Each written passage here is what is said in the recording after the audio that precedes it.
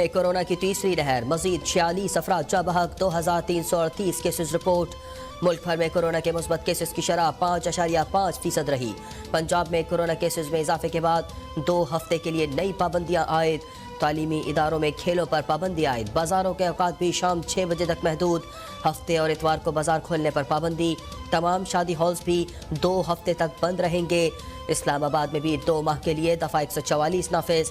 پشاور کے 4 علاقوں میں آج سے اسمارٹ لاک ڈاؤن ہوگا۔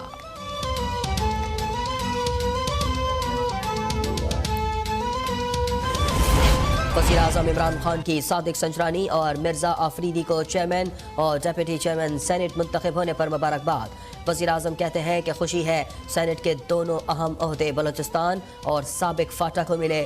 ماضی میں پیچھے رہ جانے والے علاقوں کو قومی دھارے میں لانا ہماری پالیسی ہے۔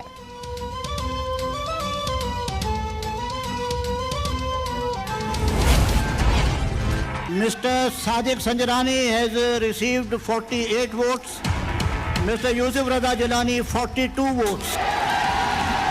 سینٹ کے دونوں محاذوں پر حکومت جیت گئی، پی ڈی ایم کو شکست۔ صادق سنجرانی 98 میں سے 48 ووٹ لے کر چیئرمین سینٹ منتخب۔ یوسف رضا گیلانی کو 42 ووٹ ملے۔ مسترد ہونے والے 8 میں سے 7 ووٹ یوسف رضا گیلانی کے تھے۔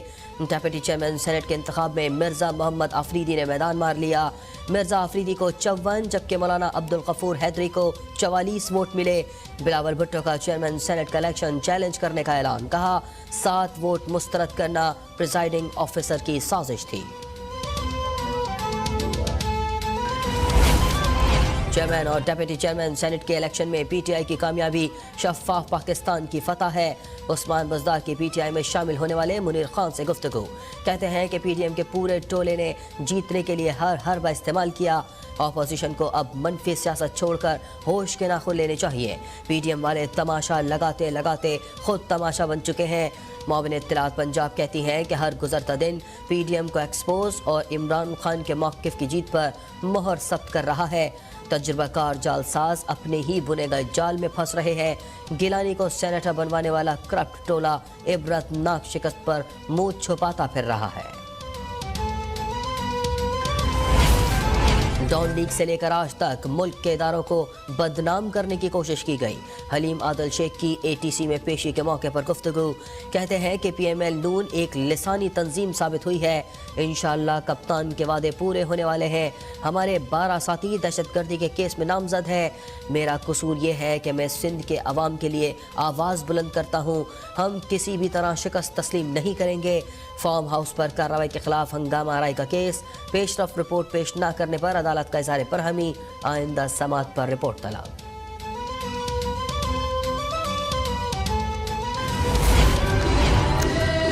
وزیر اعلیٰ سندھ سید مراد علی شاہ کا Karachi vocational training centre defence کا دورہ، جدت اسٹور کا افتتاح کر دیا۔ اسٹور میں معذور افراد کی طرف سے بنائی گئی اشیاء فروخت کی جائیں گی۔ مراد علی شاہ کہتے ہیں کہ معذور بچے ہر ایک سے بہتر کام کرتے ہیں، دنیا میں ہر مقابلہ کرنے کے لیے تیار ہے۔ جدت اسٹور کی سرگرمیاں تجارتی مقاصد کے لیے نہیں، اگر یہ منصوبہ کامیاب ہو گیا تو دیگر برانچز بھی قائم کریں گے۔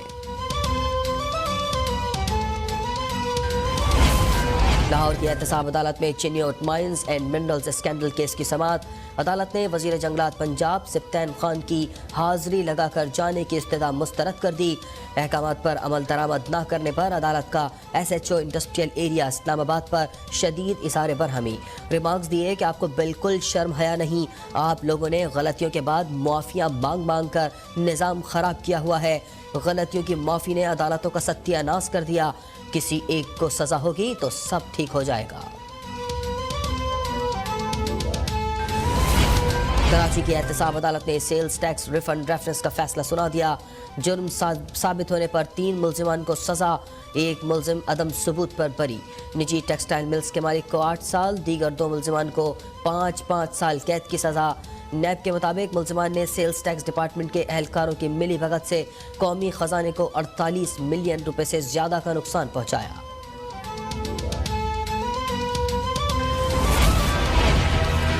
ہفتہ وار مہنگائی میں 0.57% کمی، سالانہ شرح 13.48% ریکارڈ۔ پاکستان شماریات بیورو نے ہفتہ وار مہنگائی کے اعداد و شمار جاری کر دیے۔ رپورٹ کے مطابق 26 اشیاء مہنگی اور 7 کے نرخوں میں کمی آئی۔ چینی، انڈے، ٹماٹر، آلو، کیلے، دودھ، دہی، آٹا اور کپڑے مہنگے ہو گئے۔ لہسن، چکن، پیاز، گڑ، دال مسور اور LPG سستی ہوئی۔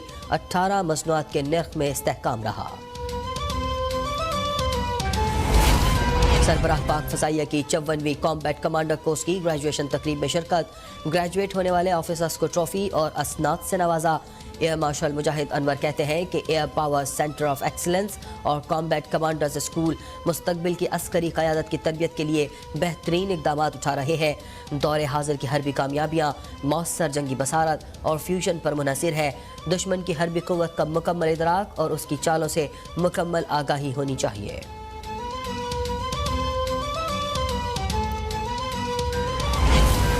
CTD اور حساس اداروں کی اورنگ ٹاؤن کراچی میں کارروائی۔ کالعدم تحریک طالبان کا دہشت گرد زبیر گرفتار، بارودی مواد اور اسلحہ برآمد۔ CTD کے مطابق ملزم دہشت گرد مفتی شاکر کا قریبی ساتھی ہے۔ ملزم کے مطابق وہ افغانستان سے دہشت گردی کی منصوبہ بندی کر کے پاکستان آیا تھا۔ دہشت گرد قانون نافذ کرنے والے اداروں کے اہلکاروں کی ٹارگٹ کلنگ میں ملوث رہا۔ شرافی گوٹ میں پولیس کا کامبنگ آپریشن، دہشت گردی کے مقدمات میں مطلوب ملزم سمیت 7 ملزم گرفتار۔ فیصل آباد میں نامعلوم افراد کی فائرنگ، 2 مزدور زخمی ہو گئے۔ فائرنگ کے بعد ملزمان موقع سے فرار۔